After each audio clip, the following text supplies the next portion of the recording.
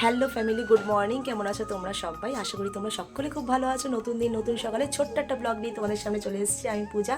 আর বাড়িতে কিন্তু আজকে বিশেষ অতিথি এসছে, তার জন্যই চা করা। সহজে চা দেখো না তোমরা আমাকে করতে। আর এই সাইডে হচ্ছে কাবলি ছোলাটা একটুখানি ভিজিয়ে রাখা হয়েছে, আর কনডেন্স মিল্ক দিয়ে চাটা বানাচ্ছি আজকে। কেন কি আমুল স্প্রে নেই ঘরে, আর এমনি লিকুইড দুধও নেই, সেই কারণে আমার চাটা কিন্তু রেডি হয়ে গেছে। ব্লগটায় পুরো চোখ রেখো, আশা করি তোমাদের সকলে খুব ভালো লাগবে আর তোমরা এনজয় করো। দেখতে পাচ্ছ পেছনে কে আছে, নিশ্চয়ই তোমরা যারা আমার ব্লগ দেখো তাদেরকে নিশ্চয়ই ইন্ট্রোডিউস করে দিতে হবে না যে কে। তা চলো সাথে থাকো। আর আমরা একটু সকালে, এত শীতের সকালে একটু গরম গরম চা খেয়ে ব্লগটা শুরু করি।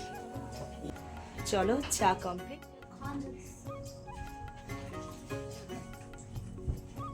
চলো চা নাও।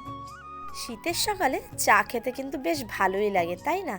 একা একা না ঠিক ভালো লাগে না, এই কারণে আমি বাড়িতেও বানিয়ে খাই না, কিন্তু মানুষজন আসলে ঠিক খাওয়া হয়। তা নন্দাইকে বিস্কুটের প্যাকেট ধরে দিয়ে দিয়েছি, আরও আমরাও প্লেটের মধ্যে কিছুটা বিস্কুট নিয়ে নিয়েছি, যে যার যেটা ইচ্ছা সে সেটা খাবে।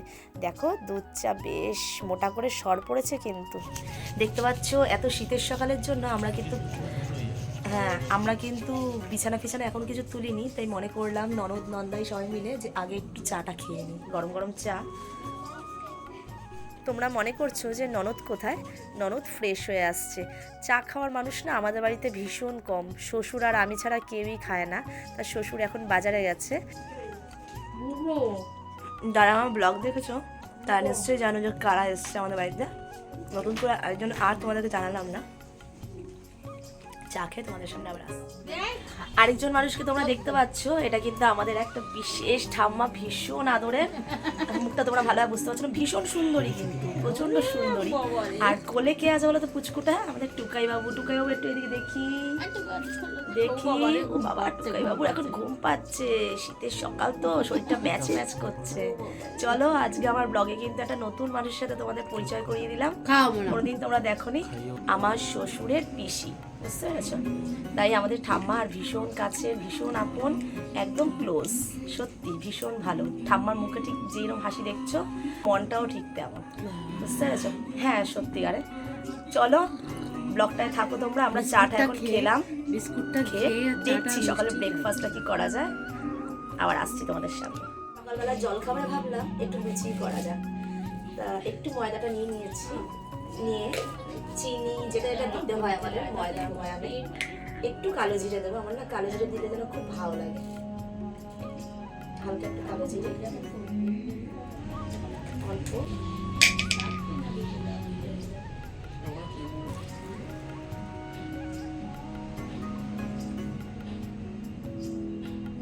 প্রথমে মনে করেছিলাম যে লুচি বানাবো, তারপর না আমাদের ডিসিশান চেঞ্জ হয়ে গেল।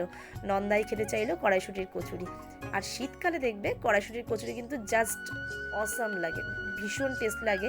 তা কড়াইশুঁটি নন্দাই আর ননদ মিলেই ছাড়িয়ে দিয়েছে। আর তার মধ্যে যেটা আমি দিই কাঁচা লঙ্কা আর আদা, এছাড়া আর কিচ্ছু দিই না। এই জন্যই কিন্তু আমি ময়দাটা মাখার সময় একটু কালো জিরে দিয়ে মাখলাম। আমি যদি জানতাম যে এটা কড়াইশুঁটির কচুরি হবে, তাহলে হয়তো আমি আর কালো জিরে দিয়ে মাখতাম না। তা আলু ছুলনি দিয়ে দেখো আলুগুলোও ছুলে নিচ্ছি।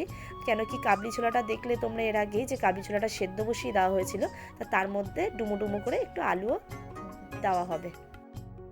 ওই সাইডে ননদও কিন্তু মিক্সির মধ্যে কড়াইশুঁটিটা পেস্ট করে নিচ্ছে।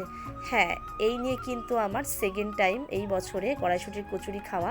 তবে ওইটা একরকম প্রসেসে করা হয়েছিল, আর এটা কিন্তু আরেক রকম প্রসেসে।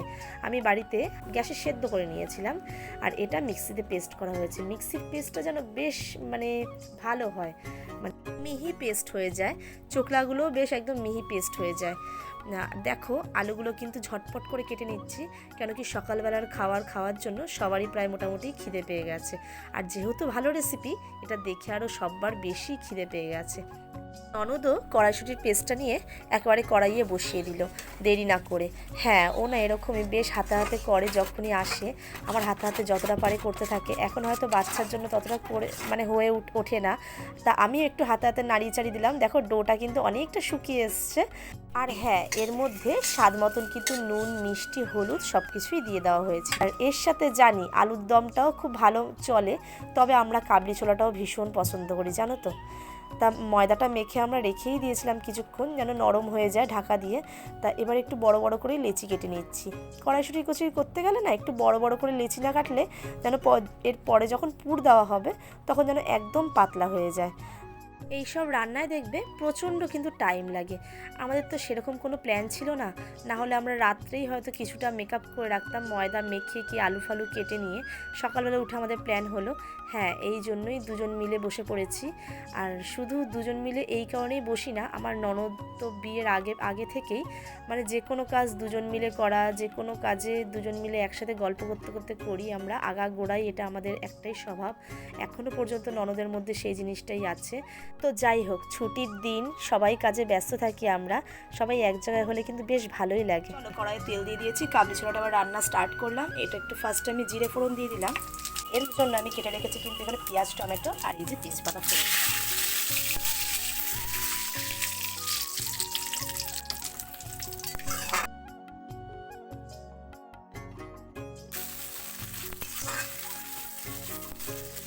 কিন্তু বেশি সকাল হয়নি, ঠিক ননদ দেখতে পাচ্ছ যে ময়দার মধ্যে কড়াইশুঁটির পুরগুলো সব দিয়ে দিচ্ছে। আর এই সাইডে কাবলি ছোলার তরকারিটা হতে থাকুক। এইসব রান্নায় খুব হ্যাপা, জানো তো, প্রচুর টাইম লাগে, তাই মনে করলাম একটু সকাল থেকে স্টার্ট করাটা ভালো। পেঁয়াজ টমেটোটা অনেকটাই ভাজা হয়ে গেছে, আর কেটে রাখা আলুগুলো এবার ভালো করে ভেজে নেব।